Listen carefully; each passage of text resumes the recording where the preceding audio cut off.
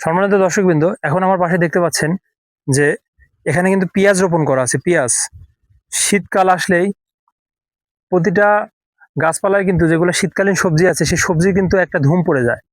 যেমন পিঠাপুলির ধুম, সেটা খেজুরের গুড়ের পিঠা হতে পারে, তালের গুড়ের পিঠা হতে পারে। কিন্তু এখন যেখানে আছি সেটা হচ্ছে পেঁয়াজের ধুম। পেঁয়াজের ধুম কথাটা কেন বললাম? দেখতে পাচ্ছেন যে এখানে উর্বর মাটিতে বেশ ভালো পেঁয়াজের ফলন হয়েছে। এখানে দেখা যাচ্ছে সচরাচর আমরা যে পেঁয়াজের গাছগুলো দেখি সেই গাছগুলো কিন্তু এত বড় হয়ে থাকে না। কিন্তু এখন যে পেঁয়াজের গাছগুলো আমি দেখতে পাচ্ছি, আমার সামনে দেখা যাচ্ছে, সেই পেঁয়াজের গাছগুলো কিন্তু সাধারণ যে পেঁয়াজের গাছ আছে সেই পেঁয়াজের গাছ থেকে কিন্তু একটু বড় সাইজের দেখতে পাচ্ছি। এবং আশা করি এখান থেকে যে পেঁয়াজগুলো হবে সেই পেঁয়াজের ফলনও কিন্তু বেশ চমৎকার ফলন হবে। দেখতে পাচ্ছেন যে আমার পাশে যে পেঁয়াজ গাছগুলো আছে এই পেঁয়াজ গাছগুলো কিন্তু সচরাচর যে পেঁয়াজ গাছগুলো আমরা রোপণ করি বা আমরা দেখে থাকি সেগুলা থেকে কিন্তু যথেষ্ট বড়।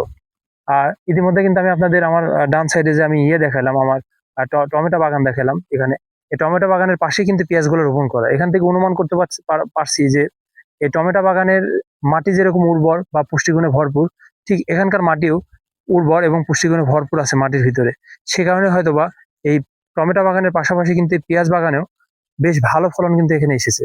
দেখা যাচ্ছে মাটিটা যথেষ্ট উর্বর, সে কারণে কিন্তু এত সুন্দর পেঁয়াজ এখানে হয়েছে।